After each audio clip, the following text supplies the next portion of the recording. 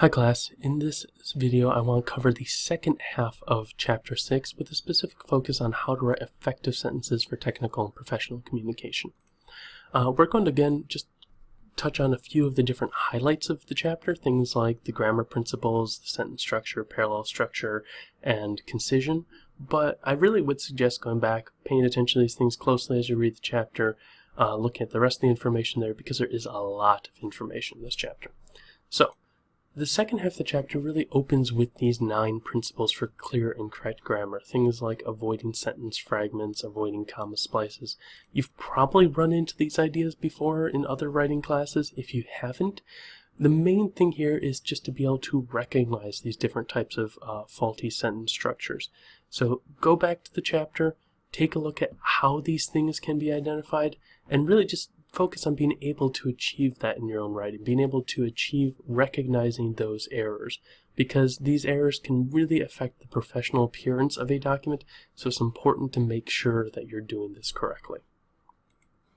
On to the next topic, sentence length. So our textbook really talks about the idea that sentence length can really vary. It can be really short, which probably is a tendency in a lot of student writing, a lot of technical writing, or it can be really, really long, which is a tendency in a lot of the theoretical, philosophical, academic types of writing.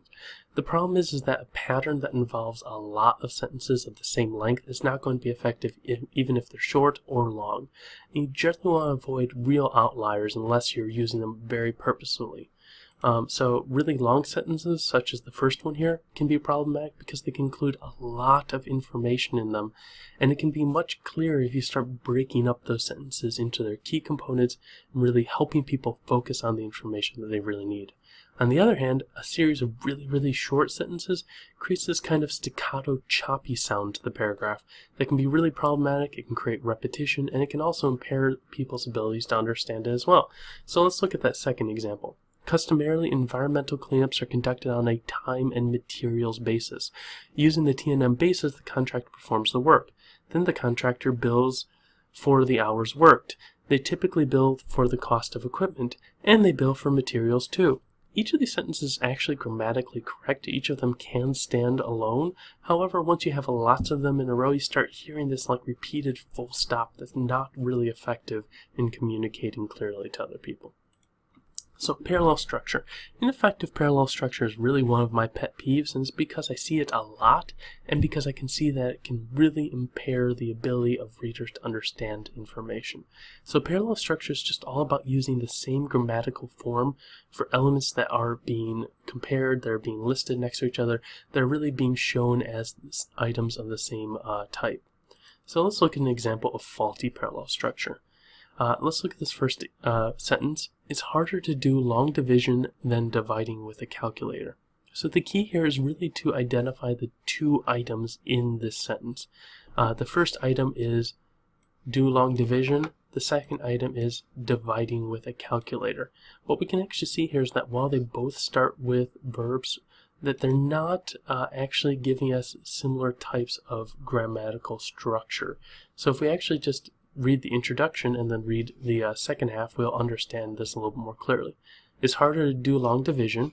It's harder to dividing with a calculator. Something happened here that's not quite right, right? So what we can do is go back and try and fix this in order to make them both the same type of grammatical form.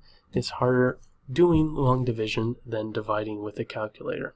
You'll see this error a lot in lists and a lot in sentence lists and bulleted lists and numbered lists, etc. So I'd go back, focus on this, give it a try with the second sentence if you want to. Pause the video for a moment and see if you can rewrite that sentence. Okay, final topic, concision, being concise and writing concise.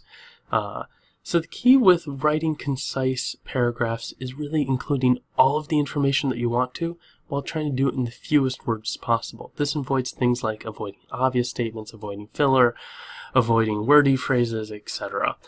Really, realistically, what you really want to do is just go back and see if there's any words that you can cut while retaining the full meaning. Concision is not about cutting meaning or cutting ideas from something. It's more about finding ways to express the same idea in fewer words. So let's look at an example. Is our view that the building, machinery, and equipment in stock at X should be marketed at least initially on an en bloc basis? What we see here in this sentence is some wordy constructions and some fairly unnecessary ideas. So starting off, we can see it is our view that the building. So is our view. We can get rid of that. If you're writing something, we pretty well know that it's your view. We probably don't need that information there. Likewise, at least initially, well, unless you're really going to go into more depth on that and show why it might be changing, that at least initially is probably not giving us a whole lot more information than we already had. If we start cutting those out, we can see how we can make the sentence much shorter while retaining the entire original meaning. The building, machinery, and equipment and stock at X should be marketed on an en bloc basis. It's clearer, it's more direct, and it really is much more concise. You can do the same with the latter sentence of this paragraph if you'd like to. So that's our video on sentences and sentence structure. I'll have one last video this week that's going to be talking much more about design and focusing on chapter 7 of our textbook.